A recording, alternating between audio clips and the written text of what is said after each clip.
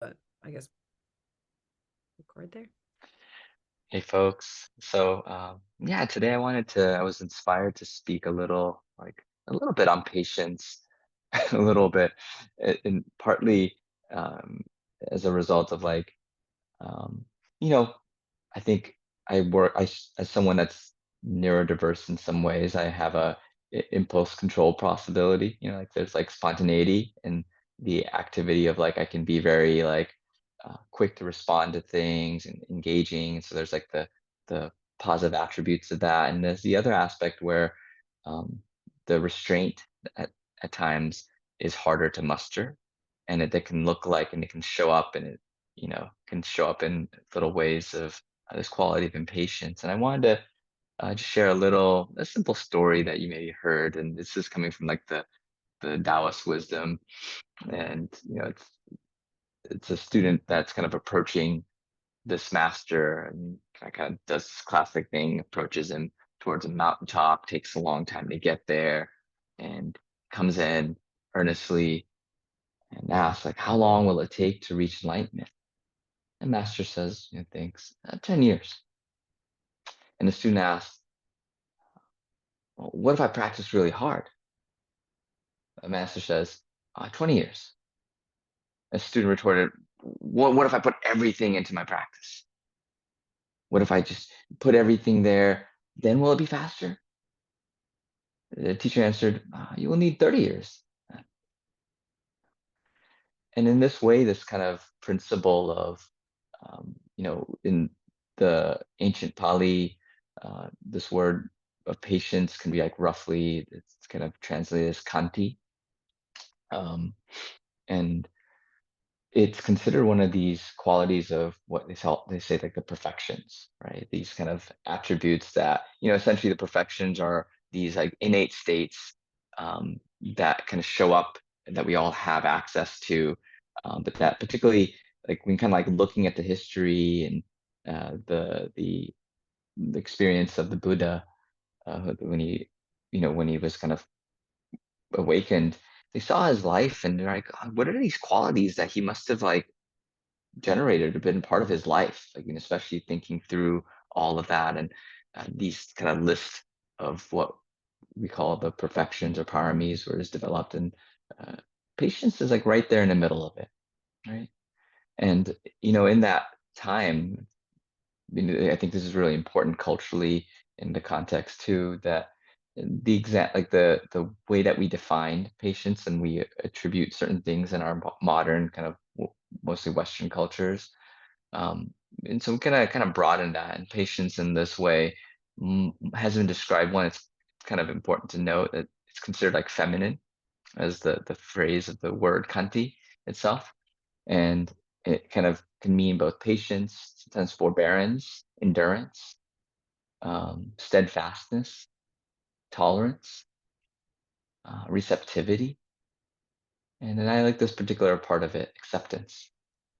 Yeah, acceptance. And it kind of speaks to this place of like this kind of openness and receptivity to our experience. And I think about times when I'm impatient, constantly, Devin hears me about this, but with my wife, I kind of get in this context. It's like a classic kind of dynamic where she takes a little time to go out the door, prepare. She has, different degree of transition needed than I do.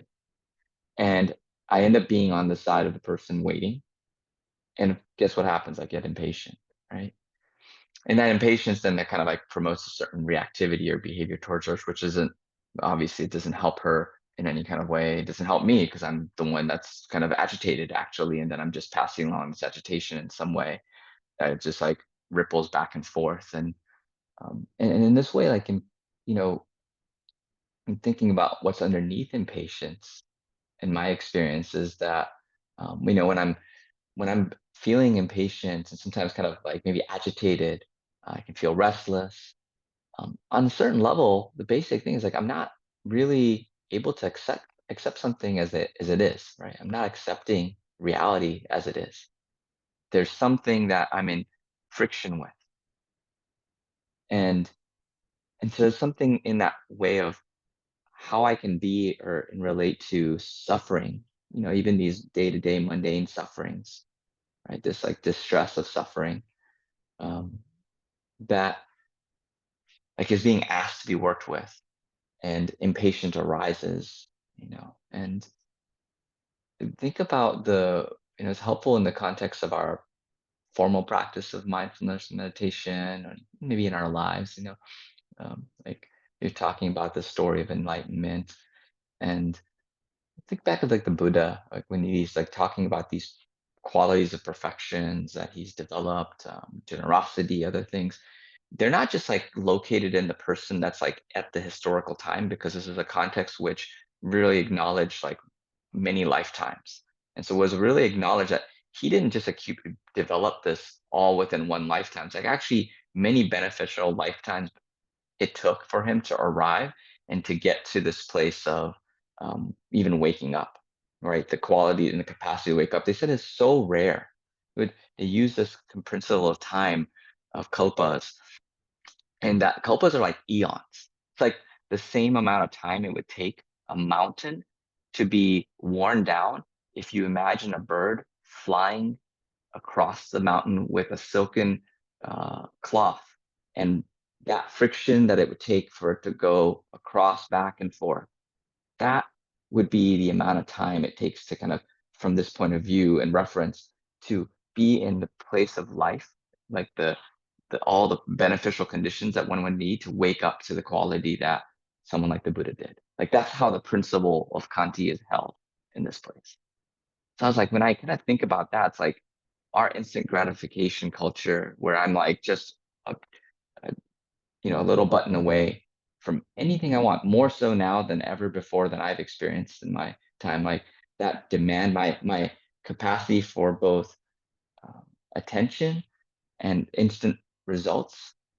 You know, if I have a little bit of delay, do you notice that? Do you get yourself like when you get a little glitch on a computer or the phone, you're looking up something, it's a little bit more delayed. Like I'm saying, like literally a couple of seconds more. Do you notice a little annoyance that might develop?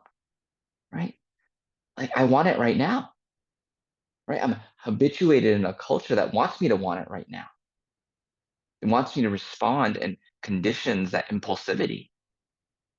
And then I wonder why I'm impulsive or agitated with others, impatient with others, right? There's a demand of expectation. And so just to kind of notice like when I offer this frame of like the eons, the lifetimes, whether you subscribe to reincarnation or not, right? Like just the eons of time it takes for something to kind of generate. You think about our ancestor or our ancient kin, the elders of the redwoods. I was in a grove of forest dancing with around a bunch of redwoods recently, and I don't think these were old growth, but old growth trees like hundreds of years.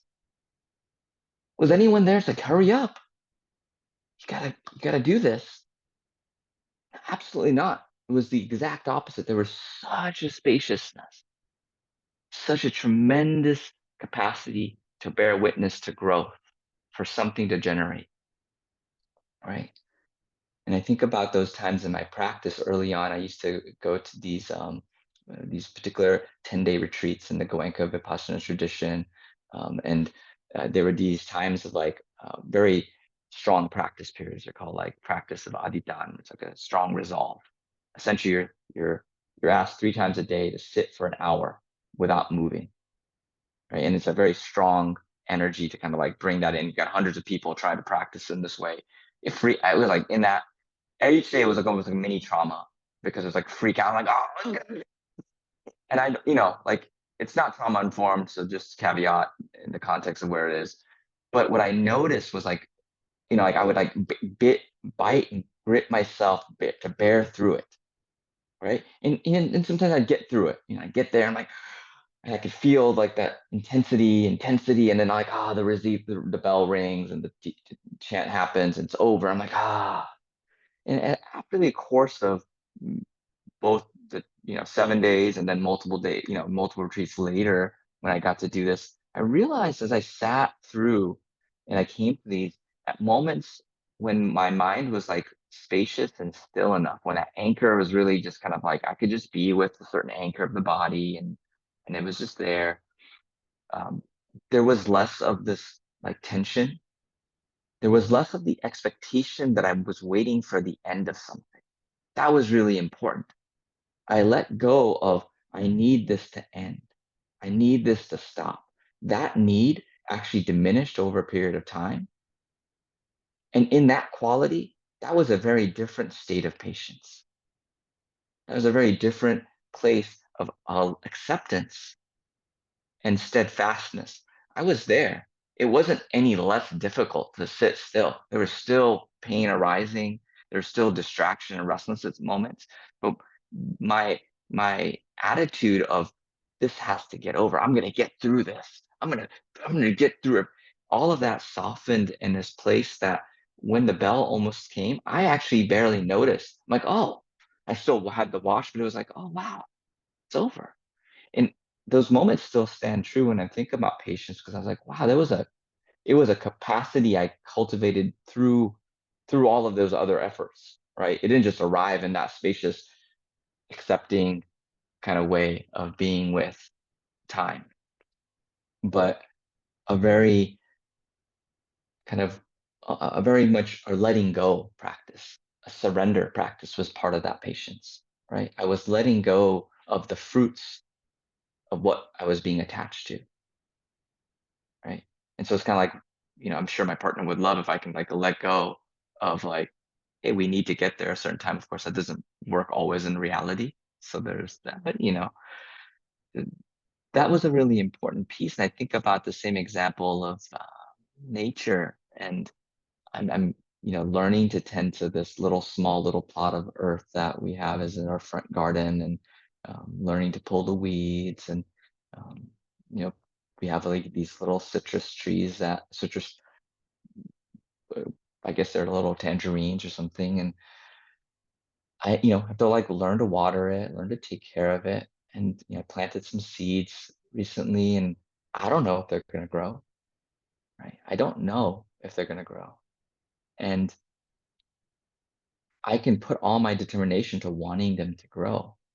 But ultimately, I'm at a place of trust and surrender to something much larger to allow for, I can allow for that growth to happen. I can engage and nurture the growth. So it's not a passive process. Right? So I think of patience often as like I kind of like turn off or like tune out or numb out. I kind of like shrug, like I don't care. It's like a different type of patience, but this quality of like, oh, like I don't get to control this. I have to just be with it. It's being asked to be with something that's not on my time. And I think that with the agency and choice I get to have to support or nurture this, so I can nurture my practice, I can set up the conditions that support me. And when I notice the agitated moments when I go through my day to day, or these moments with my partner, with myself, right? The impatience that I have with myself. I wish I had just figured this out. I wish I had just done this. And sometimes that energy can be supportive, but it's often very detrimental. It takes so much when I'm impatient with myself, and that impatience often has with it attitudes of discontent, judgment, right? Harshness, unkindness. It's not that kindness that Devin was bringing up in the meditation, right? It's like this patience that has, when I asked my partner about patience, like, what's patience to you? I asked her this week, and she had such a beautiful answer. She had like a whole series of things, but one that stuck out with me was like, uh, patience is love. Patience is love. It's just like kind of a generosity. The patience that I imagine our homie T is getting to have with his little being, his little child that crying in one level, and it's like, okay, you're gonna be okay, little guy. I'm gonna care for you. I'm not gonna we're gonna, I can imagine the parent or caregiver has to that little one. It's like, you're gonna go through what you're going through, and I don't get to control completely. I'm still gonna be responsive. I'm gonna be tuned in. I'm gonna feel deeply what's happening here, right? Patience asks us to deeply be with what we're going to be in relation in our experience, especially if there's suffering there, right? And patience is essentially a necessary ingredient in my experience to get to understanding. to get to the fruit of like, oh, what's happening here? Right? It brings with it this energy of care to get underneath so that some kind of insight or some kind of recognition, some kind of depth of um, a different intimacy to an experience can happen. And this teacher, Ajahn Sutija, in this book called Pāramī, it's kind of backwards, it's called Pāramī, Ways to Cross Life's Flood by Ajahn Sutija, which is very beautiful and pithy. And writes, pure patience is the kind of acceptance that acknowledges the presence of something without adding anything to it or covering it up. It is supported by the insight that when one's mind stops fidgeting, whining, blaming, complaining, then suffering can be understood.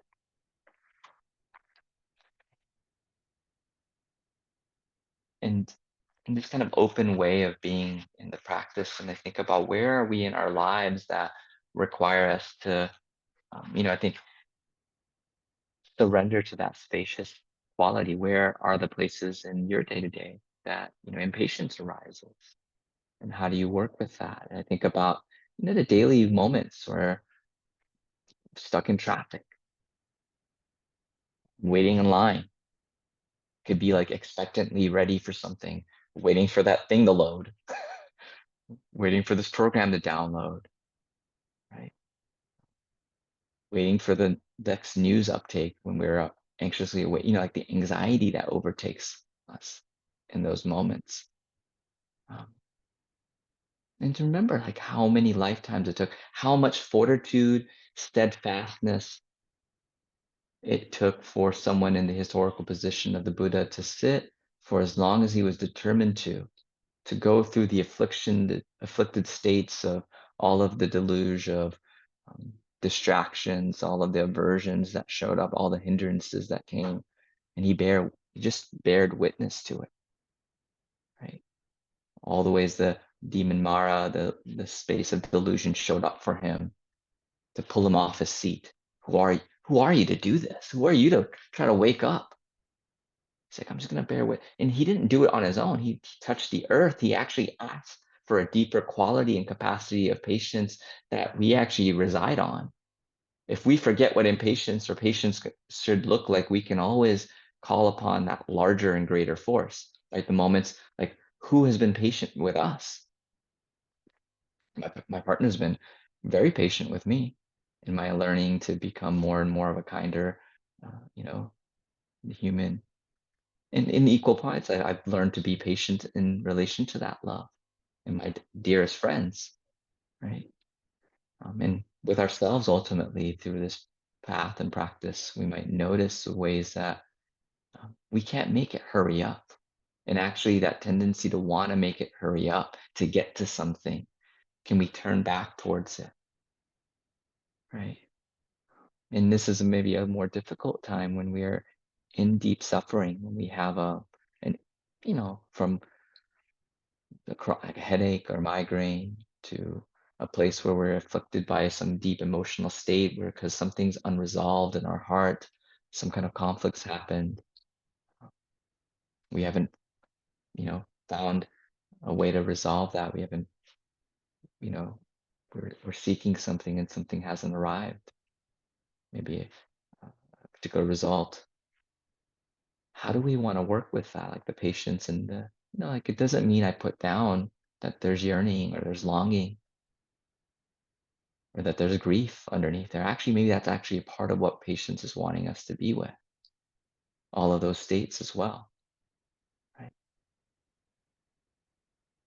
And so just, when you're kind of looking for those moments when we might be anxious for the resolve, might be valuable to look at, oh, how can I be with this in this way that's not just tolerating? I don't think that word always, and maybe that's a place it starts, right? For me, in those early practices when I was sitting, I needed to, like, that's how I approached it because that's what I had. Those were the conditions of patience, the quality I can muster. It did take a little bit of like, I'm just going to sit through this. I'm going to sit through this discomfort and ultimately trusted, right? It required this is another one of these qualities, right? It required a certain degree of trust that I had the capacity, I could do this, right? You could say even it required some faith,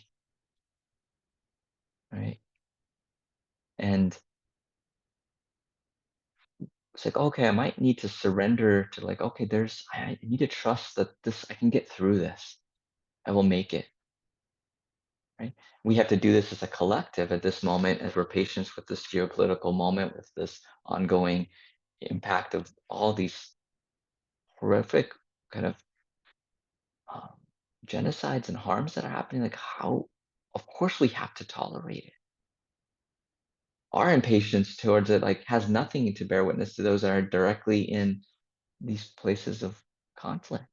And so like we can be responsive. It's not just this I'll tolerate it and from afar. It's like, what can I do to lean in? How does patience actually give me the capacity to lean in? Right. But without the sense of like I need it to be a certain way. For things to get better, it has to be this way. It's gonna be okay. Whatever geopolitical moment happens, whatever the election arises, like we'll be with it because we have been. Like it's like this deep trust that I can touch into right now. It may not always be true. It's also patience also gets us to be really humbled by impermanence, right? That it's not going to stay the same. And that's a really valuable piece in there, right? And lastly, I'll share before turn it over to you all with this inquiry, but I was sharing with Devin that I've been really allured by this on my social media, this I don't even know her name because it's all written in Chinese characters. She's a Chinese artist. She's an artisan that is kind of like in these kind of rural agricultural settings. And so the film is like very like 3 to 5 minute little beautifully shot artfully shot film that focuses on this woman who is doing immense labor, like cutting down fields of bamboo, picking it up, hoisting it. You see her determination. She puts it in the water, cleanses it, puts it in a big, digs a hole, puts it in the hole, fills that with water, one bucket at a time, just fiercely, powerfully, over and over.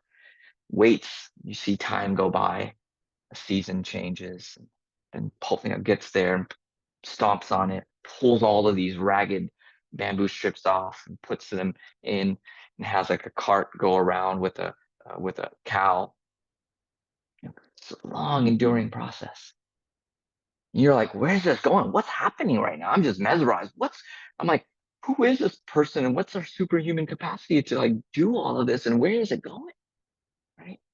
And you see her going and it's like getting brittled down and then she turns it all into a pulp. It's like pulverizing what was previously hard bamboo, pulverized into a pulp, puts it into flattened areas, compresses it. Again, who knows how long it's taken at this point, right? Eons in some way. Pull down, and then finally, after all of that, it's hung. It's like, oh, she's made paper. These layers of scrolls, handmade bamboo sheets of paper, thousands of them. Now they're hung to dry. Who knows how long they'll take to dry? And I was like, what? And I'm like, oh, that's a patience. That's just like persevering, energetic patience.